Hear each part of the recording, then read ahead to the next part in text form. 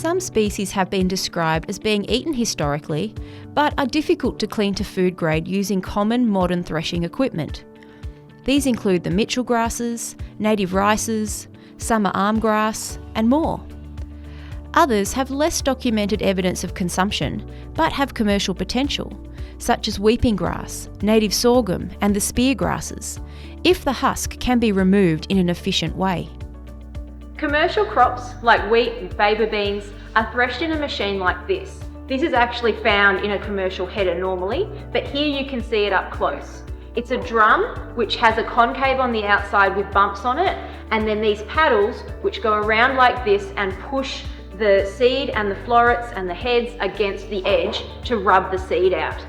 You can run native grains through a drum-based thresher, and this one here has been designed with a few extra features to thresh difficult grains like the natives that we work with here. The challenge is though that usually this technology is not harsh enough for the difficult to thresh species.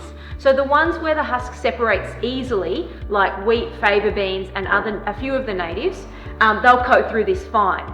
But anything where the husk is really tightly held on the seed, where the seed is a longer shape which might snap, or where the seed can't escape the drum in a way which means that it is separated from the trash, these ones will need different mechanisms to be able to thresh them efficiently.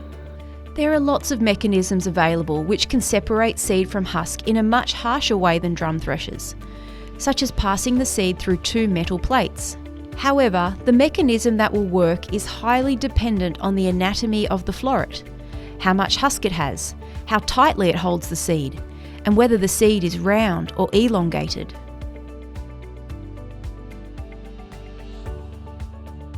So the Mitchell grass has several layers. We call this a medium class seed to thresh because it has a couple of different coats.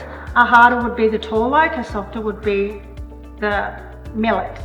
So that just grinds it up, and you can see from the dust that the floret is starting to cut up, and the seed will then eventually fall out, come out of that hope.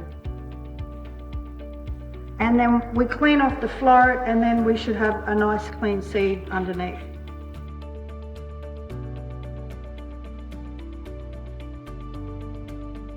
So this is arm grass with the husk on, and we've found the stone on stone method works best for removing the husk.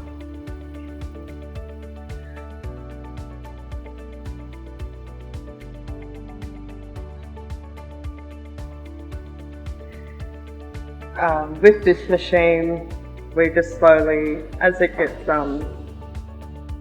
remove the husk, we just keep putting it back to one setting